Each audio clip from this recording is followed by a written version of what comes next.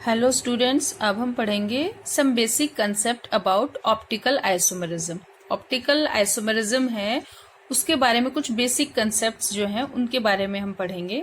तो सबसे पहला हमारा पॉइंट है प्लेन पोलराइज लाइट।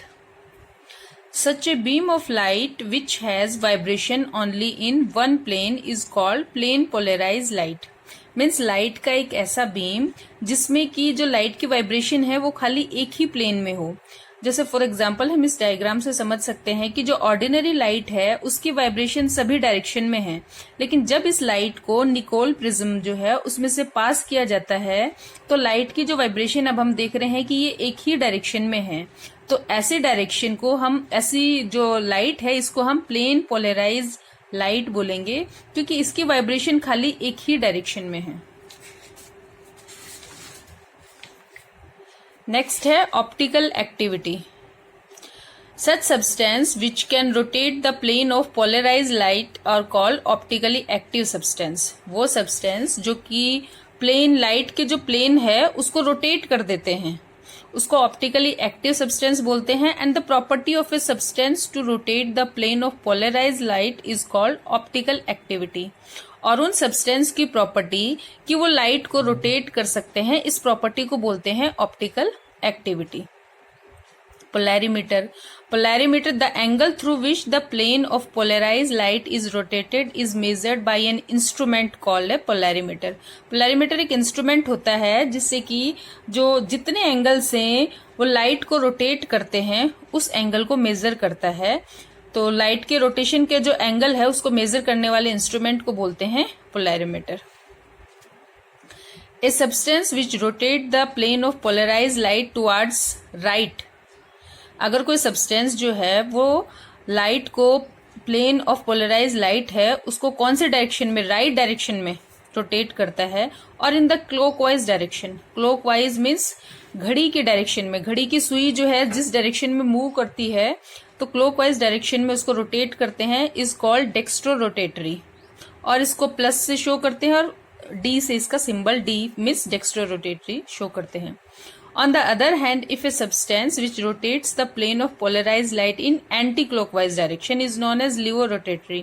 Means वो substance जो कि लाइट को रोटेट करते हैं एंटी क्लॉकवाइज डायरेक्शन में, घड़ी की जो डायरेक्शन है उसके अपोजिट डायरेक्शन में लाइट को रोटेट करते हैं, तो इसको बोलते हैं लीवोरोटेटरी। इसको एल से लिखते हैं और माइनस इसका शो करते हैं symbol. Such plus means dextrorotatory, minus means levorotatory isomers of an optical compounds are called optical isomers. और डी और एल आइसोमर जो हैं उनको क्या बोलते हैं, optical isomer. And the phenomena is known as optical isomerism. In short हम इसमें बोलेंगे कि लाइट को जो क्लॉकवाइज डायरेक्शन में रोटेट करते हैं उन सब्सटेंस को हम डेक्स्ट्रो रोटेटरी बोलते हैं, और जो एंटी क्लॉकवाइज डायरेक्शन में रोटेट करते हैं उसको हम लिवो रोटेटरी बोलते हैं। और इस डी और एल दोनों आइसोमर को ऑप्टिकल आइसोमर बोलते हैं और इस फिनोमेना को ऑप्टिकल आइसोमरिज्म बोलते हैं। नेक्स्ट हमारी चीज है मॉलिक्यूलर एसिमेट्री। इसके अंदर सबसे पहला पॉइंट है स्टीरियो सेंटर और chiral carbon. When the four valency of a carbon atom are attached with different groups, then this carbon is known as asymmetric carbon और chiral carbon और stereo center। फॉर एग्जाम्पल ये हमारे carbon है, ये चार अलग अलग ग्रुप से अटैच्ड है। इधर OH ग्रुप है, यहाँ पे H है, ये इथाइल ग्रुप है और ये मिथाइल ग्रुप है। तो ये जो कार्बन है चारों डिफरेंट ग्रुप से अटैच है, तो इस कार्बन को एसिमेट्रिक कार्बन बोलेंगे, इसी को ही कायरल कार्बन बोलेंगे और इसी का नाम है स्टीरियो सेंटर।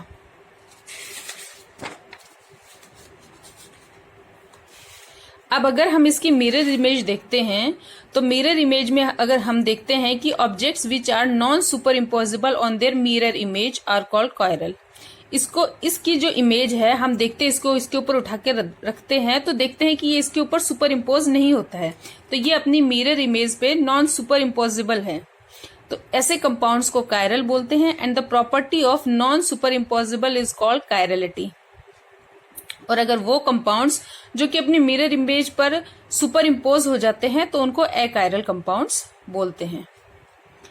इनेंशियोमर्स। अगली टर्म हमारी एनेंशियोमर्स है। Optical isomers which are non super impossible mirror image of each other are called enantiomers. वो ऑप्टिकल आइसोमर्स जो कि नॉन सुपर इम्पॉसिबल होते हैं अपनी मिरर इमेज के, उनको एनेंशियोमर्स बोलते हैं। फॉर एग्जाम्पल ये है कार्बन है, इस पे चारों अलग अलग ग्रुप अटैच हैं, इसकी हम मिरर इमेज देखते हैं और अब इसको उठाकर हम इसके ऊपर रखते हैं तो देखते हैं कि ये सुपर इम्पोज नहीं हो रहा है, तो ये एक दूसरे के एनेंशियोमर्स हो गए। नेक्स्ट टर्म है diastereomers. Stereomers which are not mirror image of each other are called डायोस्टीरियोमर्स।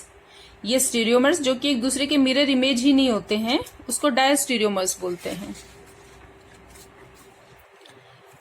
Meso compounds, compounds which do not show optical activity in spite of presence of chiral carbon atoms are called meso compounds। Means ऐसे compounds जिसमें कि chiral carbon होते हैं लेकिन फिर भी वो optical activity नहीं शो करते हैं। The absence of optical activity in these compounds is due to the presence of a plane of symmetry in the molecule.